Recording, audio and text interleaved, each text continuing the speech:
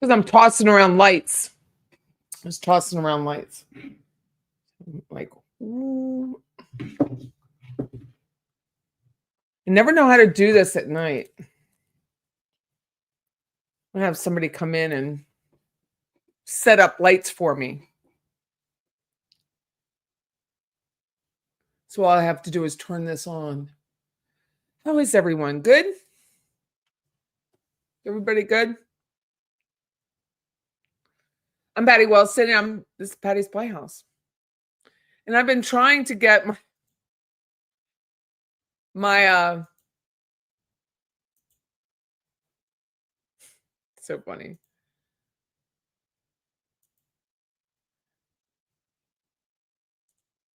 The brand color where my name is to match my shirt, but that looked like puke, so I won't be on very long tonight because I have to get up early in the morning. I'm going out of town tomorrow.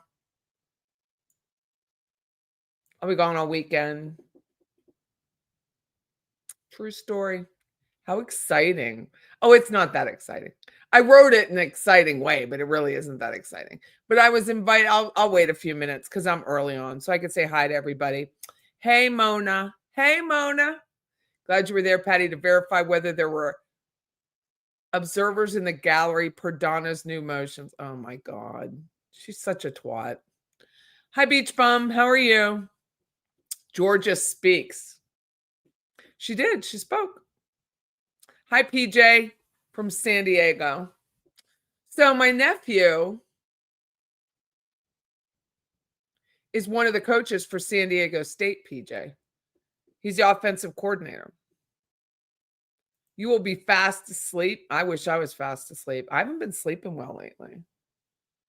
I hope there are friends with your daughter to ease your worry. Regardless, Patty Cakes will read your post and begin strong prayers. Let's see. Miles away, my daughter is 23, is having an MRI. She has 6. Oh my God. Jenny, I'm so sorry. Definitely keep her in my prayers. 6 titanium plates. Georgia speaks. Hi, Marlene. How are you? I'm not sure I could stay awake at that time. I've had big good news today. Perhaps I could see you tomorrow at the Elks. I will not be at the Elks tomorrow. I have a full day before I go out of town. But I did share their post because I am an Elk. I joined the Elks. How are you, John? I know. I love that you guys were in the chat chatting before I even started. Hi, Beach Bum. Thank you for gifting a membership. That's very kind of you. Blessed Mama. Hi, Chris. Hi, Tennis Girl. How are you? I'm flying tomorrow. I don't like flying because I don't like people. So this should be interesting, but I'm flying tomorrow. Bless me. Hi, Susie Q. You're going to make a live, Sandra K. Yeah, nighttime, for whatever reason, is very chill. So, I mean, I hope you can make it, but I do like being here at night. Doesn't interrupt my work day. I can say what I want. It's just a different vibe. You know what I'm saying? Different vibe. Hi, Sandra Key. Thank you for putting this up, Tennis Girl. It's very kind of you. Good evening from Vegas. Stephanie, good for you.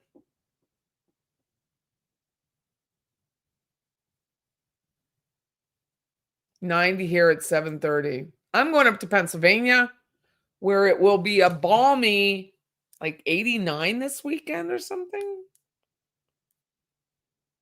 Let me see.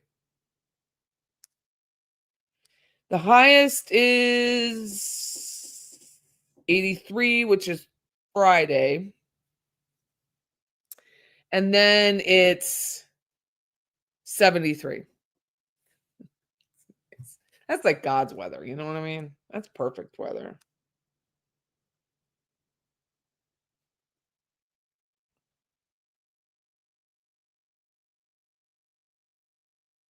Donna's motion mentions me. Stop. No one tells me anything.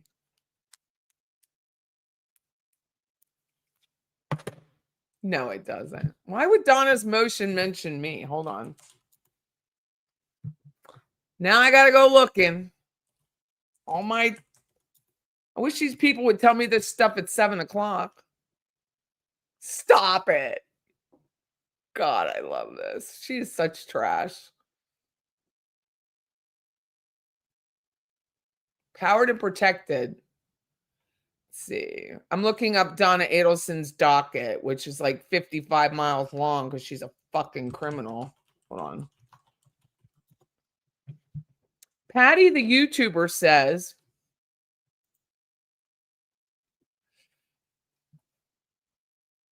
I will blast that bitch. Hold on.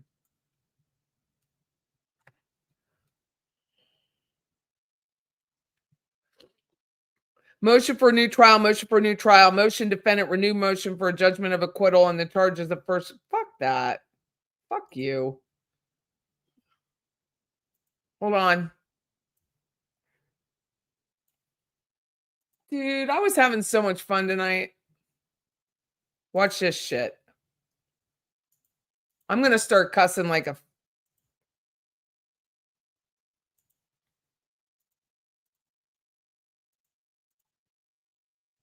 Pardon me while I look. Motion for leave to interview jurors, which will never happen.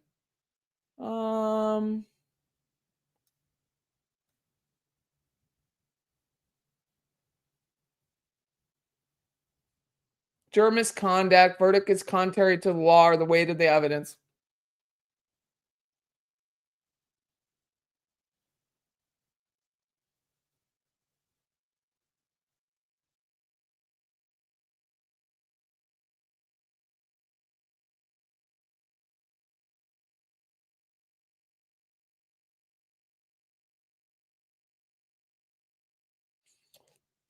I know STS was mentioned.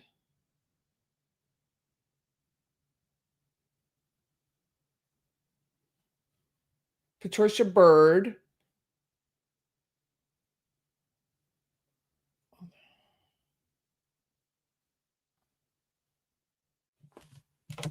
What does she say?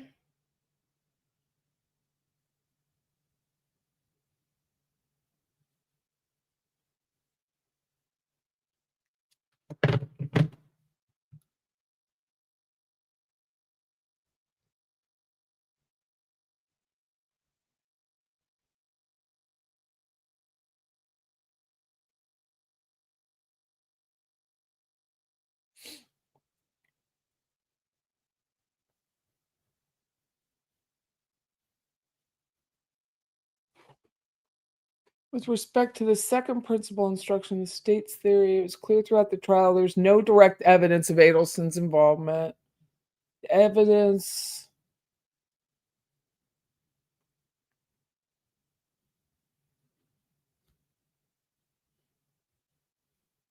How is that?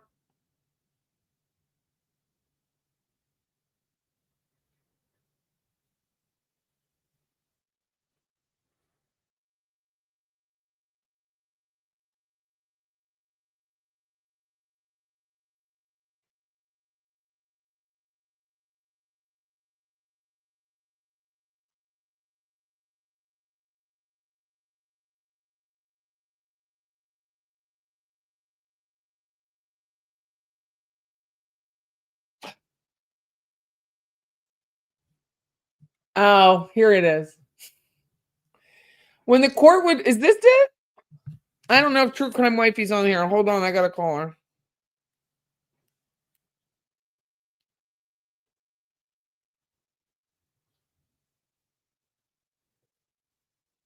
Where am I? Who's Jackie? Oh, okay. I was thinking Jackie Fulford's live streaming. I was like,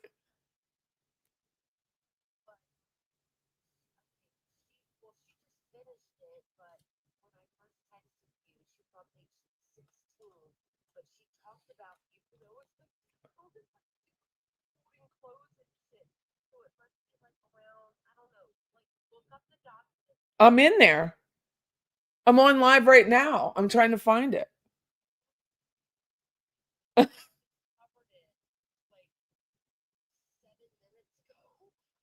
Says people in the gallery were laughing. Shut up. This is the best PR I could ever have. What? I don't see it. Hold on. Hold on. I have true crime. Can I send you a link and you come on? Oh wait, hold on. I'm on live though. Hold on.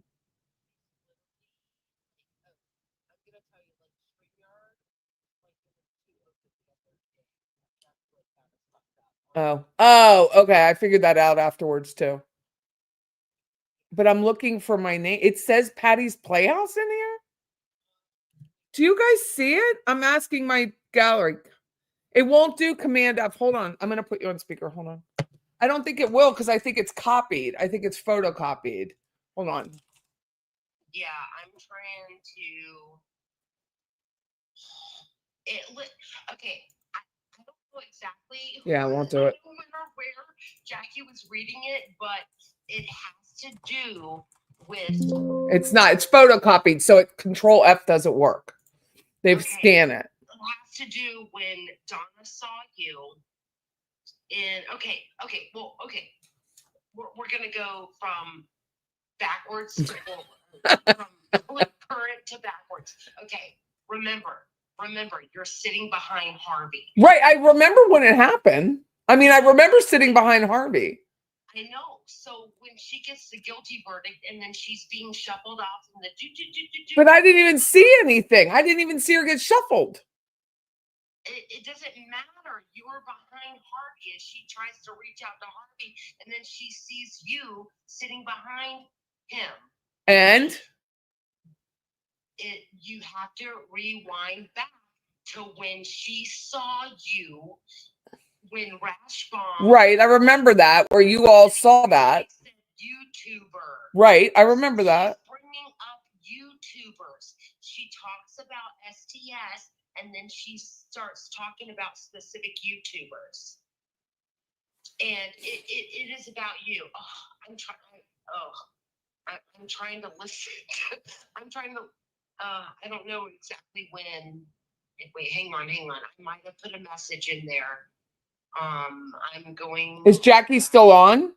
Yeah, she's going live. I've rewound.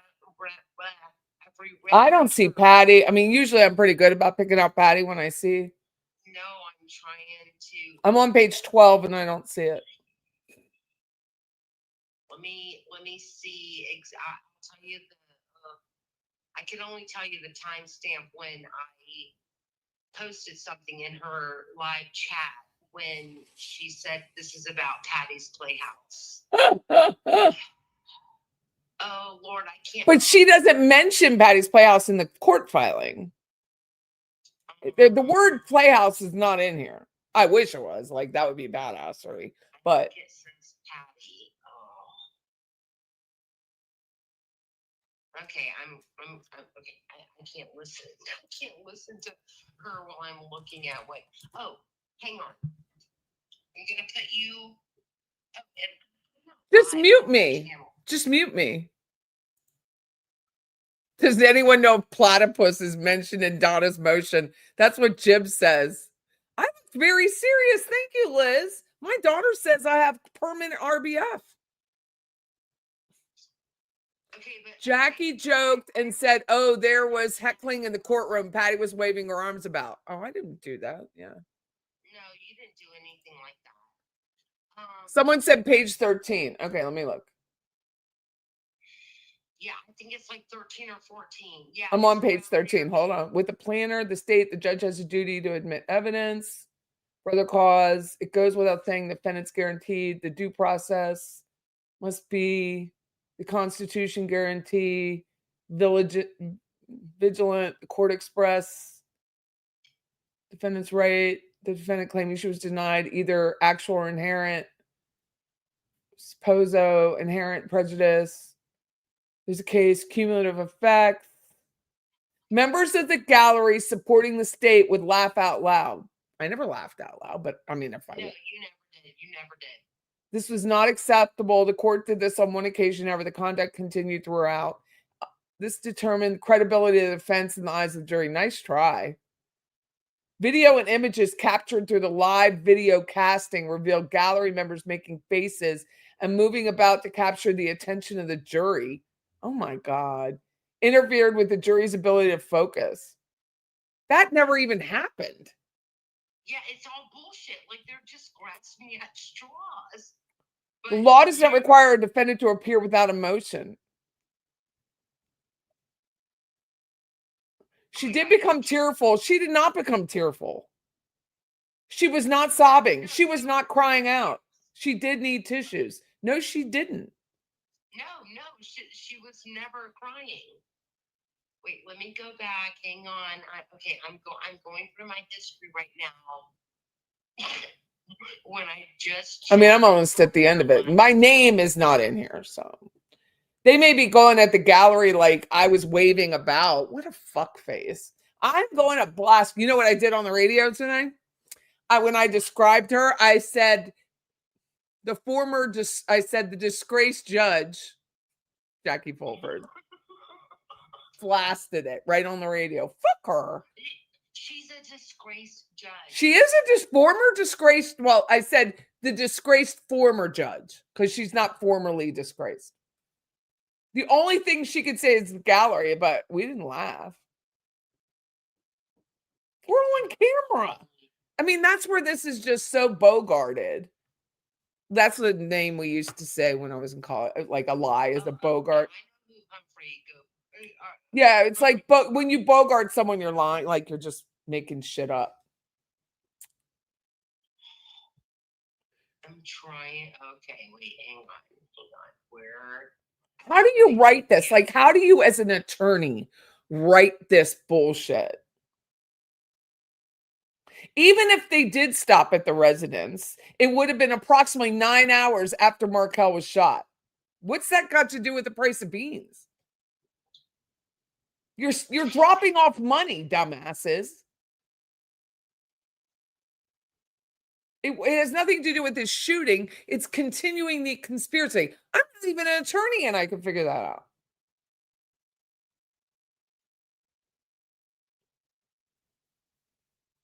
Okay, hang on.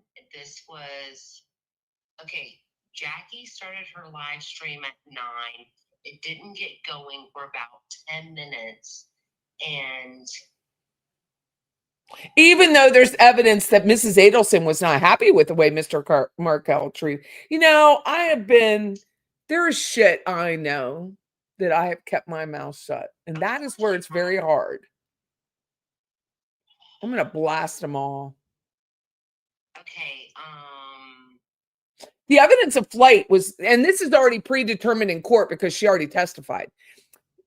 Clause 44. The evidence of flight was not that a paragraph was that she was fleeing to avoid, but that at that time she believed in her son's innocence and that if he were convicted, the state would next turn to her.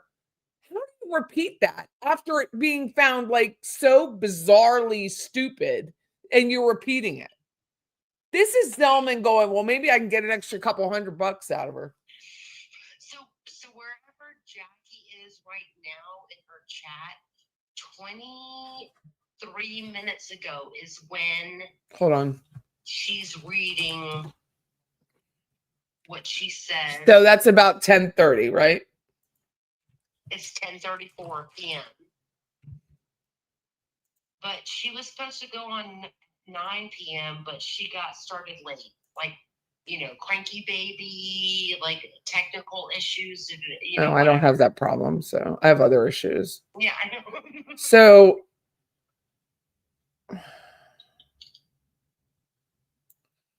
is she still on live? Probably. I mean, I took my ear. Okay, now I'm going into her chat. Just so you guys are watching, I'm trying to figure out where I'm mentioned. So. Okay. I mean, you can send me a link if you want to. and I can come on. I don't. Okay, at 10:43 p.m. So 14 minutes ago is when I said, "Oh my God, this is when she mouthed YouTuber when Rashi was representing her." Oh no, that's in your chat. Never mind. No, that was in your chat. I don't know. Once she's off, I'll be able to figure it out. Yeah. She's been live for 115 minutes. Don't make me do math. So that's about 28 minutes ago.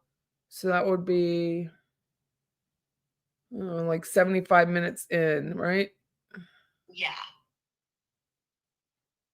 I don't know. I don't see it in the chat, so I don't know. But I don't see my name, which is kind of disappointing when you think about it. Like if you're gonna call me out, know me. What a bitch. No, what a fucking twat. Local, Jackie St. Germain is who we were talking about. So she has a live where she was going over this. Search local real estate agent. I can't because it's scanned. Oh, okay. You can't scan it. You can't search the scan, is what I'm saying. But that's what it says, local real estate agent, and that's me. It's something. Dude, I'm going to get that on a shirt. Local real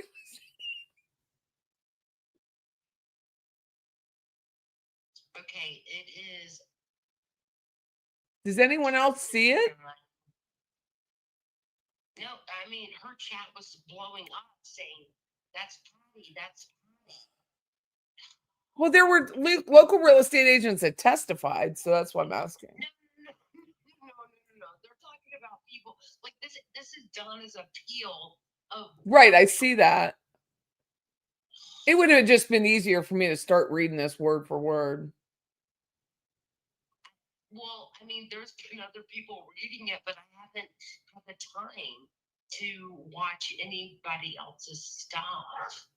I mean, I literally just. I mean, the only reason why I'm like watching Jackie's stuff is because she came in on our trivia on Sunday.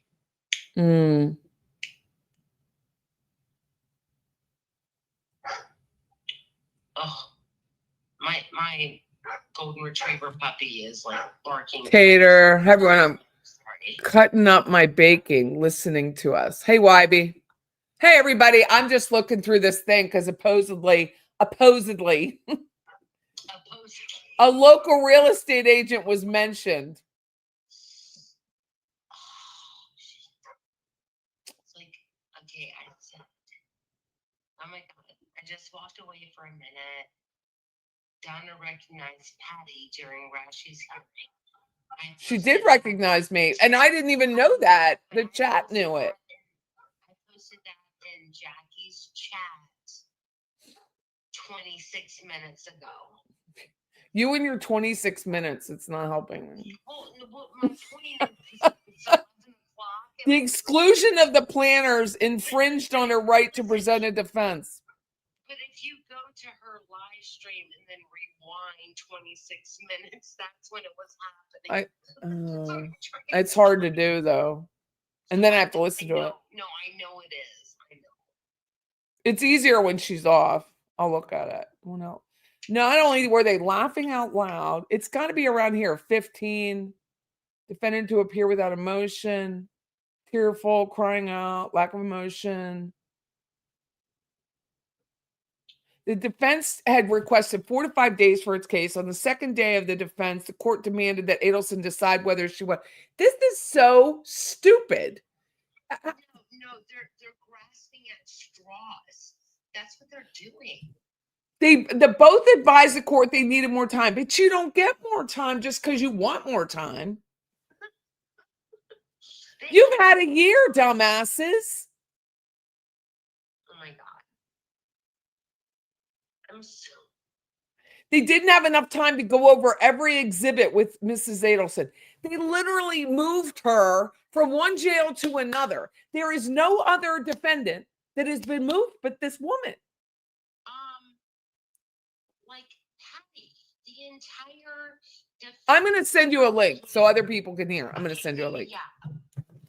This is ridiculous, but I mean enjoyable. I know why. It is kind of it is comical. Let me send her a link so she can come on. This is not what I was going to talk about, but I'll still talk what I was going to talk about.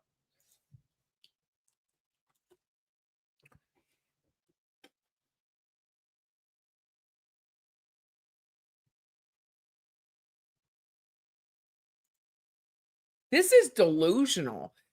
Again, I am embarrassed that I have to say that Rashbaum was the better attorney. Honestly.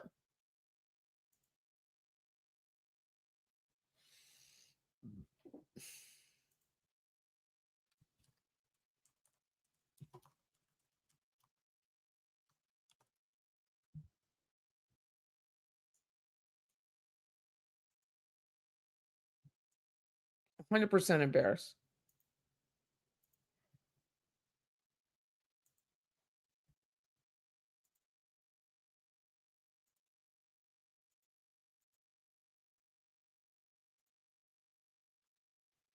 Did anyone find it? Listen to Wesley says, Frau Patty, don't you ever sleep? Hit the like, everyone. The world is full of dumbasses. Present company.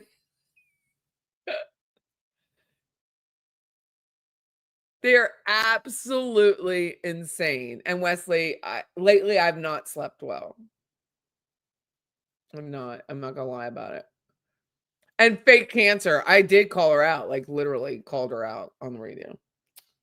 The court shows favoritism to the state at almost every junction of the trial. While the trial had delayed starting times, they literally, okay, I'm going to get to, remind me to talk about Tim.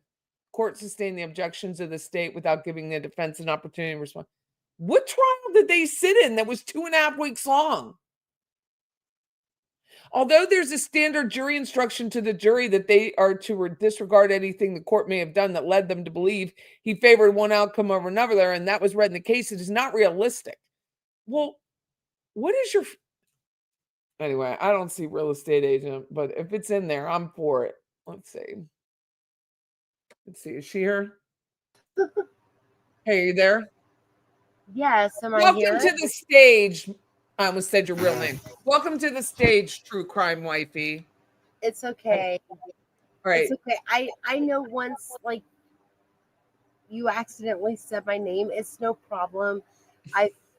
When you did that, I saw no, I saw the devastation in your face, and I'm like, oh God, that's a lot of pressure. There's a lot of people I don't mind giving their names out. You know what I mean? So anyway, let me tell you what I was going to tell you about Georgia, because it's like at 11:05. So I don't want people are going to go to sleep. So anyway, I had the pleasure of last night. I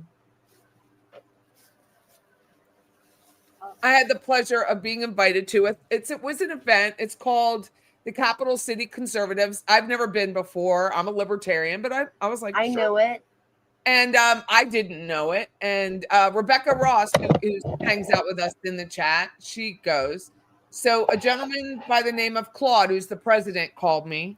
And he said, your radio show, Georgia's coming to speak. Now, she can't talk about the trial because sentencing hasn't occurred. But you might want to, she's going to talk about Refuge House, which is her charity that she likes to. Charity. It's a shelter. It's not just women's shelter. It's a shelter for domestic violence. I know Refuge House for 20-something years. Yes. So I get there and she walks in just before me. And so, I'm pretty recognizable because of the hair. So anyway, I stood off to the side. I didn't say anything. I didn't want to crowd her because people, it's Georgia Kappelman. And she did talk about the Refuge House. So she gets up to talk and she goes, I'm here to spill the tea, but I can't spill the tea because sentencing is still going on. So I can't talk about that. And I'm not going to take any questions about Wendy. So don't use the word Wendy. And that's how she said it, the word Wendy, which is what she said at the press conference. She introduced Jason Newlin, who was her +1, which was really sweet. He has such a nice smile. He really does. And so she did talk about it a little bit, talking about the appellate process. And she said, that she's had 260 trials. She said that her docket is about 60 trials at a time. As she prefers the trials where there's not a camera in the room, which I'm sure, that's easy to understand. She said that, but with the 4 Adelson trials for the Markel murder, it's really taken over, it's really taken over her life.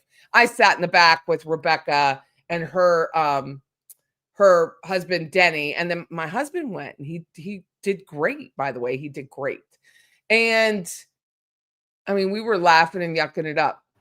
So I just sat down and it was open for questions. And Claude was kind enough, if you're a guest, you have to stand up. Well, he's like, this is Patty Wilson. And I really didn't want him to say my name. I was just going to say my name was Patty. And because then people invite me to events that I really don't want to go to. I would rather be here than be at some event. Just that's the truth. And in my office, my cocoon. But anyway, people are very nice to me. They're always very nice. And so I raised my hand and they were like, well, that was the last question. But Claude's like, well, you came all the way here, like 5 minutes away. You came all the way here, Patty, so you can ask a question. So my question to her was, how do you do it? You've been doing this for 26 years. How do you keep going when you see the same cycle of people? It may be an assault. She said she generally does the rapes and the murders. Fun stuff, right? But I said, how do you do it? And she said, it's her love for doing the right thing. It was the victim. So she's very victim oriented, that she has to do it for them. Like that's her mission, is what she feels like. She said that her team, like she said, that's when she started talking more about Jason, that they'll get an idea at 4:00 in the morning, and that he doesn't get the spotlight, but he is that investigator that they just work really well together. So she talked about Jason Newlin. And then she said, and her husband, she said she has a house husband. And so when she's able to just be home, she's home. But everything is taken care of. She doesn't have to worry about anything. When she goes home, she has a great family. She's loved. She has that. When she's at trial, the food's taken care of. The house is taken care of. She doesn't have to worry about that. So I believe he's retired. But that's what she said. And I thought, well, Patty, that was another great question. Because I was like, how do you do it? Everybody talks about the Adelson stuff. But when you are going through the 4th trial and you're just seeing this disgusting, foul family, how do you do it? When you see the rapist who rapes not just once, but gets out in 10 years, who gets out, there's a mistrial, who gets whatever, how do you do it? And so I thought she's very eloquent, and that's how she explained it. So that was my Georgia Speaks. She did say she's coming back in November. So expect sentencing to be in November or before that. There's a case management on October 14th. So between that November, I'm sure the sentencing will be set. But she was very clear about Charlie's appeal. That was another question, was Charlie. And she said, look, that trial was cake. She said he has a year or two more till the appeals process fetters out, but that trial was cake and not to worry. So I wanted to share that with everybody. So it's just like Catherine Magbanua. I mean, it's done. It's done and dusted, which kind of makes me more disgusted, which we talked about on the radio today, that there was no, Charlie's like, I'm not even going to try to save my mother. I'm not even going to try to save her. What we were talking about was a lot with the Charlie Kirk situation, that people, again, I'm a libertarian, but there's no, in the United States, there's freedom of speech, but I don't mean to mislabel it, because people mislabel freedom of speech with license to speak. License means that you can say whatever you want and there is no consequence. That is license. We do not have license in the United States. There isn't a country on earth that has license, right? There's gradations of free speech, and we have more than most countries, but there's still consequence. So we have capitalism, and your employer can choose to fire you if you don't represent them well. I have a Facebook group, which you're all welcome to join, called Living Tallahassee. I am attempting and have the whole purpose of the group isn't what people are portraying it to be. It's to promote business because I don't like networking. So I created a honeypot of businesses that I knew that if I needed a siding guy, I could go to that siding guy. That was the purpose of the group. And then to promote the best of the best. That's the only purpose. It wasn't about balloon events and shredding. Like, where's the next community shredding? I could care less. If that is added to the group, that's perfect. But that wasn't the purpose of the group. So there's local businesses because of the Charlie Kirk shooting. There are local businesses that have lost tons of business, tons, because their insane employees are dancing in front of their business signs. Right, as they should be. And so they're fired because it's an employer-employee relationship that's, as Scott described today on the radio, that is agency. And you don't get to just say whatever you want and destroy this guy's business. You just don't.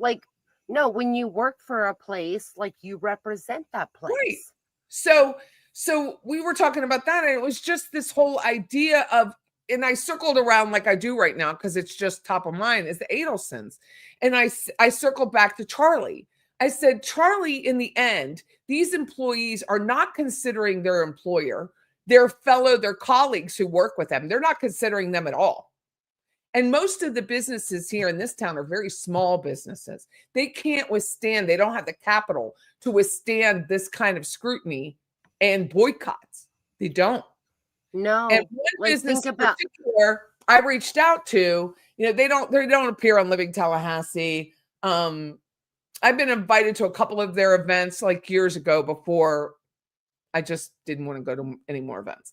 And it was very nice. They're very nice. They're very good at what they do. But they implored people. They were like, look, this person has been fired, but right now if the boycotts continue, like, we've only done what we can do. We can only fire people. But if this continues, the livelihood of all these other people will be affected.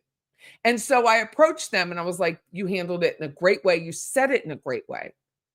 And going back to the Adelson, how does this reflect on that? These people are willing to not pay their bills to dance on the grave of someone else, whether they like him or not. They don't know him. They couldn't possibly know every word that he's ever said. They just can't. Nobody does. I don't. And I study a lot. But they're willing to not pay their bills, to dance around and look like a buffoon, and probably have a really hard time being fired and get kicked out and expelled out of FSU. So most of the employer base in this town, employee base, is student. University system said, Florida State, not FSU, but the state university system said, if this continues, and not even if we get the complaint, we're going to look at each one and they could be disciplined or expelled. That means you're expelled from the whole public school system in Florida. That means the community colleges, as well as the 4 years, as well as the master's and doctorate. I mean, is it that important to you that you're willing to give up your livelihood to dance around in front of this guy's sign? And I'm talking about a beer sign of a local employer. There's just no forethought. And so back to the Adelson, it's the same thing. Charlie is not thinking. Charlie's only thinking of himself, breathing, knowing. He said it in that Hub Pages article, which we can go back to. It said my chances of winning are minute. But my minutia is more important than my 75-year-old mother. And then Scott and I continued to talk, and he goes, Scott's like, I said, but most importantly, Scott goes, none of them have flipped on Wendy. I said, not yet. But Charlie may, once that appeal's gone. I mean, it may be another year or two, but Wendy Jill will have her time. And it's just fascinating that you're willing to give all that up for that woman, who I think is a twat. I think she's a despicable person. And just know that I know a little bit more than I wish I knew. Yeah, she's a But I twat. promised the lady who told me these things that I wouldn't share it yet. So I haven't done it. But it is when things like this happen and you have two buffoons of attorneys trying to spin whatever ever it did, that she didn't get a fair trial, which they know they're going to, like in their heart, they know they're going to lose. How do you, with any morality, write some of these paragraphs? How do you write that? And I still say to this minute, when you look at that verdict from the judge's desk, from the judge's bench into the gallery, you're looking at Zellman, look at his career go bye-bye.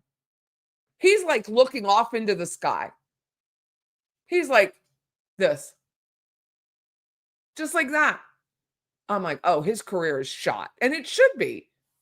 Go back to like trips and falls or some bullshit like that. Twat. So when you replay Ruth Markel impact statement, Zellman is completely like still. He looks like Arnold Schwarzenegger, doesn't he? In the Terminator. Yes. When the fly lands on his cheek and you realize he's not human, he actually breaks that that position at one point when Ruth Markel starts talking about the boys. I'm gonna still read this through while she's talking, but I'm listening. Yeah, that's fine. But okay, like Patty, like it's so disturbing that we have businesses that are going to promote employees who are congratulating extreme traumatizing violence. Think of those 3,000 people that are on both sides of the fence. Some just went to hear him speak. Some went to go debate him, that now have that in their brain. Wait a minute. So I want to go to this. Okay. So I'm motion for leave to interview jurors, which is never happening, by the way. I mean, no, it's not. She says, you're not permitted to communicate. So I'm going to go down to this line right before posting information on social. She didn't post information on social media. It wasn't post anything. It was post about the case. It doesn't mean she can't post an apple cake fucking recipe. So Murder by Maestro said, well, Allison and I were doing like live streams during that process, and Murder by Maestro posted that she cut off her posting of information on her Instagram, and I'm talking about the jury foreman. Yes. Until after the verdict. Like she did not post anything during that. Because I looked. Yeah. And she's just like but she says it. She says it in her TikTok. She says that the judge, she had it in writing. She said it didn't say you can't be on social media. It says you can't search and you can't look up the case and you can't talk about the case. She didn't know anything about this case. No. None of the jurors did, which I knew for 100% of a fact that they were going to find 12 jurors that never heard of the Adolfs. One guy said he was like 6 years old. I mean, he was like 10 years or 11 years old. He was like in 5th or 6th grade. Yeah. And he had moved away. Yeah. The one gentleman, Ethan, that was on Tish's show. Okay. Wait, slow down. So it says it right here. Hold on. I got to share this again. Patty is so skilled.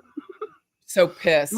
It says wait a second. There was a stipulation with Patricia Byrd, and it says under no set of circumstances can Byrd be considered credible. She testified the defense investigator with whom she spoke with was a white woman. Ms. Khan was obviously not white.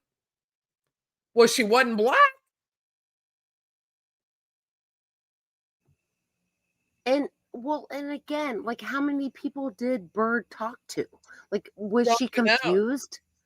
She wasn't exactly like, she's not the smartest pear in the bunch. No, she's not. I don't really mean to be. Here we go. The same is true for Drina Bernhardt. Ms. Bernhardt, motivation to lie was as is significant. With 27 felony convictions and a mandatory 15-year prison sentence, Bernhardt's credibility was significantly impeached. But the jurors said they didn't really take much into it. It doesn't even matter. Or, yeah, the only one who testified this was Adelson's word rather than Bernhardt was Bernhardt. Their surveillance video admitted into evidence establishes they worked together on the script. But juror number 5 said, we didn't take into account this stuff. That was not how, at least he spoke for himself. He didn't weight the snitch's testimony with much of anything. He also said he didn't weight Magbanua's testimony with anything. Patty, without the snitches, the evidence was still there, no matter what. That's what he's saying. But that's what juror 5 said. Without that, it still was easy to do. But the way they're writing it, they're like, no, but the jurors should have felt this way. That's not how it works. They are the finder of facts. You had your shot, and frankly, you sucked at it. And juror number 5 said, you were always backpedaling. You were always on the left foot. You were always like trying to find a piece of paper. Do you think jurors don't look at that? Patty. Yes. Judge, just a moment. Judge, just a moment. That was the defense strategy from the beginning. It was so nutty. It was so bad. Included in Charlie's testimony that he paid Magbanua from his own money, which he kept stapled as confirmed by Magbanua, Fitzpatrick, and Umchinda. Charlie's testimony also included the fact that he did not tell Ms. Adelson he paid Magbanua for the shooting. How do you know? Because Donna said so? She should have got on the stand. No evidence was presented that she was aware of anything. I'm outside. The jury couldn't legitimately infer a petitioner was a participant in the crime. Well, they did infer it, dumbass. Judge Thomas noted that with emphasizing the phrase, do some act. Well, she did some act. She drove that money. Okay, let me look. Now they're going back to the Mike Williams case. Yeah. Oh, okay. So Denise Williams, I mean, I think that she ended up being... One conviction was overturned. The rest is. But 20 years. Let's pretend they take away the one. Let's pretend appellate court takes away the one like they did Denise's. She's still going to die in prison. There's no way. And she still got 30 years. Yeah. For the conspiracy. And this bitch is 75. Yeah, exactly. So, like, I mean, the entire Denise Williams BS, like, come on. The state may argue that the Adelson necessarily provided Markel's tag number to her son, who gave it to Magbanua, who then gave it to Garcia. However, there's no evidence this was ever given to Charlie. Then you shouldn't have written it in July 2014 on the planner. Finally, with respect to the second principle, there's no evidence Adelson made any payment prior to the murder. That's just illogical. Although there was certainly okay, so I'm on like, page go 10. Go back to that part, like saying that Donna never did anything beforehand to start writing checks to Katie. No, she made a money drop on the night of the murder. 9 hours after, as they so specifically wrote in here. It doesn't matter. It's like she was still dropping the money before her and Harvey's old behinds couldn't make it to Tallahassee. They had to stop off in Orlando. Like, they dropped off money. Language of 77042. Florida statutes require the solicitation. Oh, I wanted to tell you there was something funny. So when the guy introduces me, like, to say my question, and he's like, Patty drove all the way here just to see Georgia. I thought, oh my God, she's going to think I'm a song. So I stood up and I was like, I am not following you. That's what I told her. That's what I told her. And she goes, Patty, So she said my name. Yeah. Well, she also knew that funny. she also Jordan. knew that you actually questioned Jack Campbell in May of 2024. Who did? No, you remember Oh, I when did. Jack was like Oh, I shuffling did. out and you're Yeah, like, she oh, probably does know that. She probably does know that. yeah, you're like, hey, why I are didn't you say are you that. in such a hurry to well, Yeah, that's to the first time prosecute Wendy. I ever talked to you Oh, that's was right. when he was God, it shuffling feels out. like decades ago. It feels like decades ago, right? Not only were they laughing out loud, I'm going in here. However, the conduct continued throughout the trial. So this is the case where cumulative effects of number of factors consistent inherent prejudice. When the court would rule against the defendant on many occasions, the members of the gallery supporting the state would laugh out loud. The counsel for the defendant brought this to the attention of the court. However, the conduct continued throughout the trial, and the court, the only time there was laughter, and it wasn't at Donna, dumbass Josh, it was when the judge told him to sit down, and there was laughter. And everyone laughed, including the jury. And the but That's the only time I recall during the trial that he said, sit down. And we were like, no, it wasn't. He goes, I want to object. And he said, and the judge said, no. That's what it was. And that's when we went, oh, but it was brief. It wasn't like we were laughing. But Judge Everett had already told them no before. And then they tried to interrupt stuff. She goes, and he's like, no. 66. The court admonished the defendant on numerous occasions that she was not permitted to show emotion. The law does not require the defendant appear without emotion. In fact, as in case, appearing to be cold to the seriousness and evidence of the case. And this is when she goes on about being tearful. But she wasn't tearful. Let's bring in a doctor. There was no tear. She was acting out like a fool. Like, there were no tears ever. The state presented evidence and testimony over a period of 6 days. The defense had requested 4 to 5. On the second day of the defense case, the court demanded that Adelson decide whether she would testify. You, Jackie Fulford, stood up in that courtroom and said that you had all the time to talk about her not speaking, but you didn't talk to her about speaking. That is on you, Jackie Fulford. That isn't on anyone else. Nobody. That was on you, and you said it out loud. On the second day, the defense they demanded. Both counsel for Adelson herself repeatedly advised the court that more time was needed. She could have thought about it. She said no. She could have thought about it and changed her mind the next day. We all know. Georgia talked about it. She had a whole box of questions, but just in case, she had new tabs that if she needed to go through. She had 110 tabs on a notebook to cross-examine Donna Adelson if she went on the stand. Okay, so Jibs is bringing up something very important. Like, I'm trying to read it.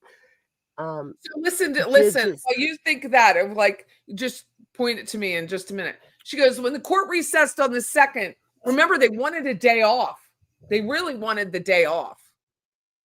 They wanted us to recess for Thursday and come back so she would be rested if she chose to testify.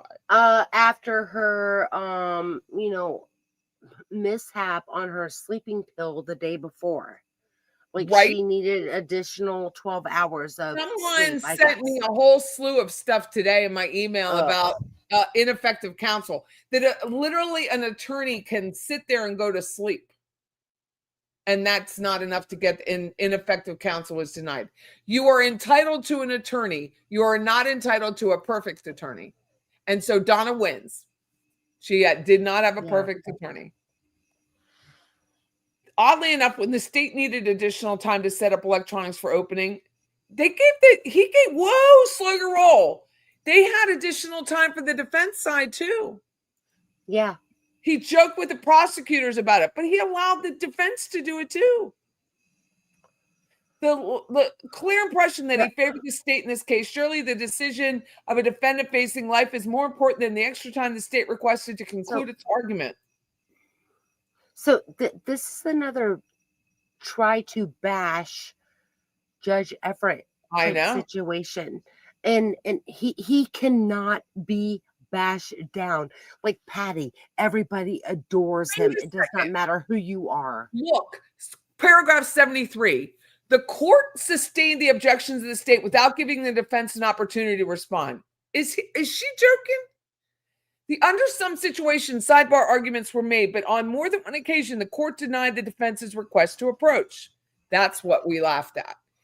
Additionally, even when the court sustained a defense objection at sidebar, when the sidebar was concluded, the court announced to the jury the objection was overruled. Their entire MO was try to do everything outside of the Sunshine Law. Through sealing documents, through sealing evidence, through all these sidebars, through in-camera hearing, and the judge did it for them, even though it, in a lot of ways, it stretches the sunshine. And the judge said it. We are stretching the Sunshine Law. He said it out loud. I went to every hearing but one. They had nothing else.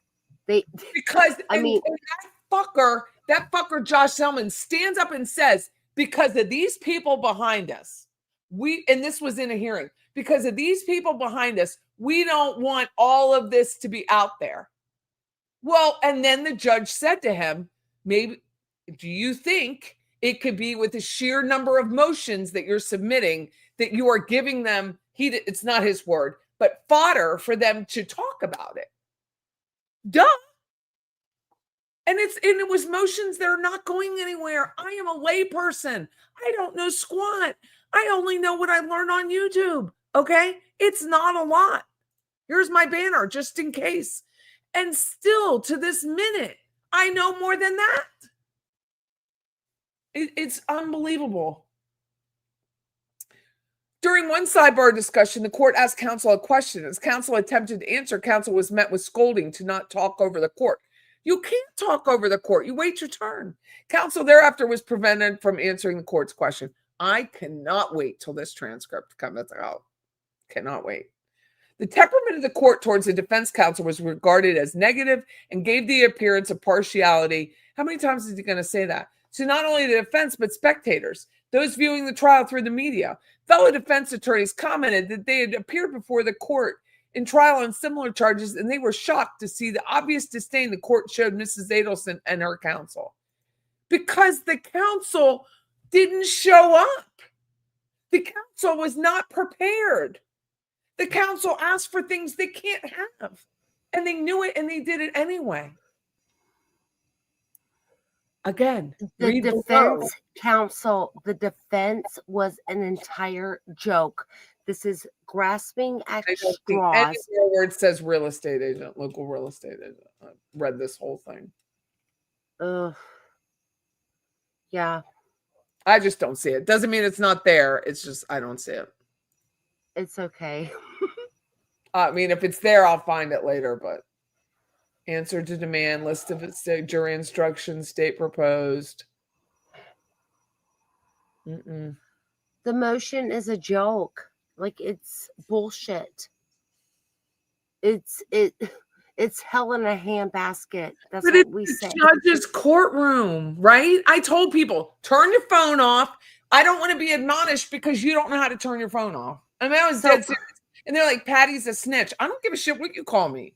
I'm tired of being in trouble in the courtroom, and my right to be in the courtroom is at risk because you all can't stop. Well, and I kind of worry about, and Jibbs has said this. I don't know if she put it in your chat. Peanut gallery, patriotic. He called us peanut gallery. But I'm worried about like the psychopaths like FF, Fancy Feast, Fancy Fellatio, like accosting Harvey and other witnesses, and defense counsel for years, defense witnesses. Before Charlie's trial, she posted to Yeah, there's a still direct, a lot that's sealed. There's still a lot that's sealed. like she posted to June, hope you do good today. Like some sort of bullshit. Hello, I mean, I hate defense attorneys, but if I was a defense attorney, I would be like, hey, whoa, we have like YouTubers acting a certain way. And it's not about you, but it's about the psychopaths. Oh yeah, Katie Zelma Kool-Lady. he didn't even like that I'm typing behind him. We were all typing behind him. Everyone was, but we didn't even hear your typing. We heard one day you did because it was by the mic, and I apologize for that. But I mean, it was like, what about the paralegal passing notes between Harvey and Donna on the breaks? Right? No. Well, they like she was just like giving verbal messages, right? Like not really passing notes, but just like whispering a message, right? She would come over and say she loves you because she's loud and I could hear it. So Myrna says the lawyers were too busy criticizing the gallery but couldn't keep their witnesses, the two awful females. So I asked Tim Kelly. So I think I shared it with you a couple days ago, but I happened to be at the Sun Stop on North Monroe. Okay. And I was headed to the radio station.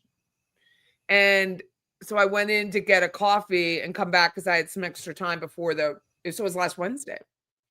And I was not chasing after Harvey in the parking garage. No. Thank you, Jibs, for pointing that out. So I'm in there and I see Tim Kelly coming across. And so I wanted to stop him and be like, you did a great job. Because I think I've been a witness and it's not easy. And I've been an expert and it's really not easy. And you have to justify your presence, right? When you're an expert, you have to justify that you're even a present. So it's hard. But I asked him what I was told everybody. If I saw him, I was going to ask him, did they tell you that you could not be in the courtroom when you came to testify? He said, Patty, I don't want to be part of this trial. I've been under subpoena for every trial. His big job was selling Dan and Wendy that house. And he was friends with Dan and he was friends with Wendy. He said, I don't want to be a part of this. This is not my life. I said, okay. But he did say that they called him the night before, didn't tell him what he was to testify to, didn't tell him where to be. They said, go to courtroom 3G. So he did. I think that whole thing with Tim Kelly, which is what we've talked about before, we talked about it with my friend Stephanie, a few other people. It was a setup. It was a setup. Yeah, like Jimmy McDuddy and I said it too. It was an absolute setup that they were going to bring this poor guy, who I like Tim Kelly, he's an outstanding real estate agent, into the courtroom without any instruction, told him to go to 3G. So he did. He goes and sits in the back, minding his own business. And it was a setup for an appeal. 100%. Yeah, I can't prove that, but why would they not give him any? And I'm telling you what, this is when it was the defense's case. You know who they sent out to go get? They got those two women plus the two horrible attorneys sitting at the table. They sent Harvey out to go get the witnesses. Yeah, no, I like we saw that. I saw that. I was not on. I watched everything on Tallahassee Democrat YouTube channel. Yes. And thank you, Wesley. Thank you, Wesley. I realized immediately, like, what are they doing? Like why aren't the interns or the attorneys getting the witnesses? I mean, they even like had okay, Jackie Fulford. My head is looking huge. Like Jackie Fulford apparently got up and helped. Wait, Jackie's in the chat. Jackie St. Germain's in the chat. So Jackie, thank you for doing it. Yes, they sent him there. Jackie, yes. I was told by True Crime Wifey that I'm mentioned or something about me is mentioned in this motion, do you know what page that is in that I might be in there? Thank you, Forensic. I got a haircut. Thank you, Forensic. Yes. Thank you, Jackie. Yeah, Rebecca, we talked about it too. We talked about it, that it was a plan. Why else would you send this? He said, they asked a question about, when it was time for Harvey and Donna or whoever to come look for a house, whatever, did you refer them to Lisa Carey? And he said no. They didn't even know the answer to the question they were asking. No, because they didn't interview him beforehand. No, and listen, he provided no information. He provided no information. So Jackie was kidding. True crime. She goes, "Oh my God, that's me saying you were the one distracting the jury." I was fuck.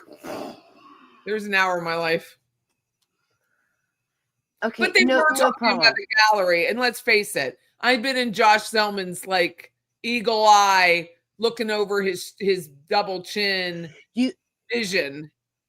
You've been on Donna's eagle eye since she mouthed YouTuber to Rash Bomb months ago. Intern that petted Donna. Like this whole thing was you. And again, what we're learning, because someone was kind enough to send me a bunch of stuff about ineffective counsel, you have a right to a counsel. You don't have a right to perfect counsel.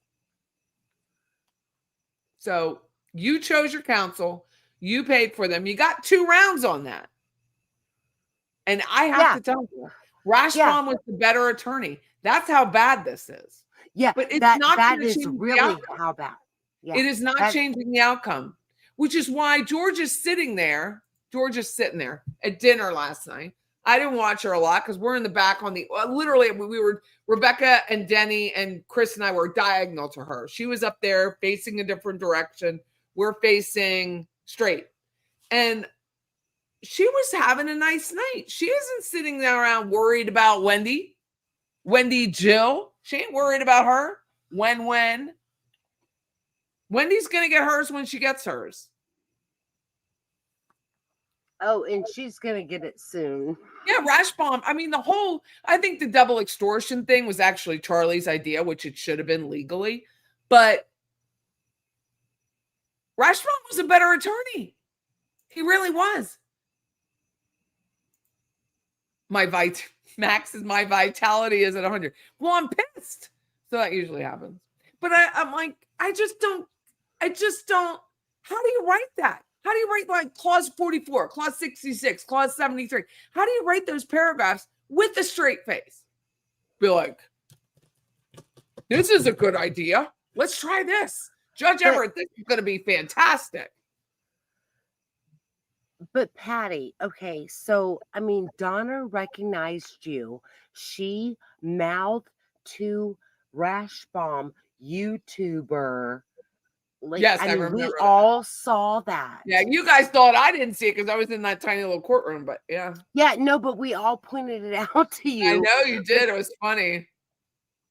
It's funny. And I apologize to Jackie St. Germain if she's laughing. I know. And she, I mean, she's got a good thing going on over there. I adore. No, yeah, she was joking, but he is saying the gallery, and we were behind, and I think he is trying to like. I can't say for sure it was directed at me. I mean, that would be pretty some hubris. No, you were the only one there that day. Over my shoulder. It's over my shoulder. They're over my shoulder.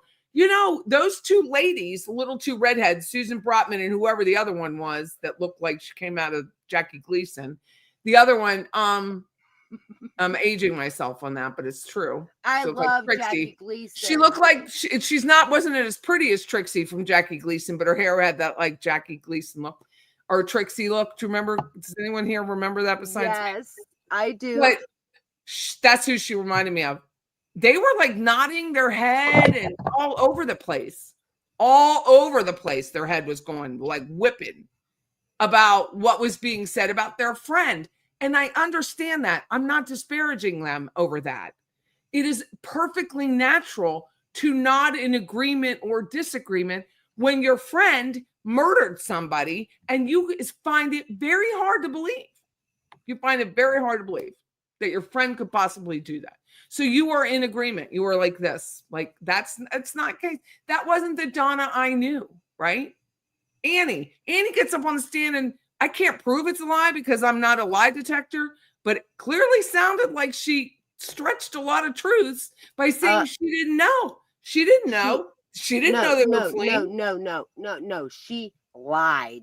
She lied because another thing is okay, there are two hot mic drop calls, and one of them is when Donna is talking about offing herself and da da da da. There's another Wait a second. True crime. Wait. Lucy Liu, sorry. No one is trying to start anything. No one is taking this as a negative. It was a funny thing. I didn't hear it. No one here. I just want to be clear. No one is fuming or taking it. I literally said I'm just going to cuss out, but it would be the best PR of my life if I'm truly mentioning this motion. It would. Yeah, no. Like, it was nothing. It was nothing against Jackie. The numbers would be huge if I were personally mentioned in that motion. It would. Yeah, but no, I'm not. No, I did not. So I just wanted Lucy to understand that. Yeah, no, everybody needs to understand. I did not contact Patty saying Jackie was doing anything bad. I said, hey, you are in the motion.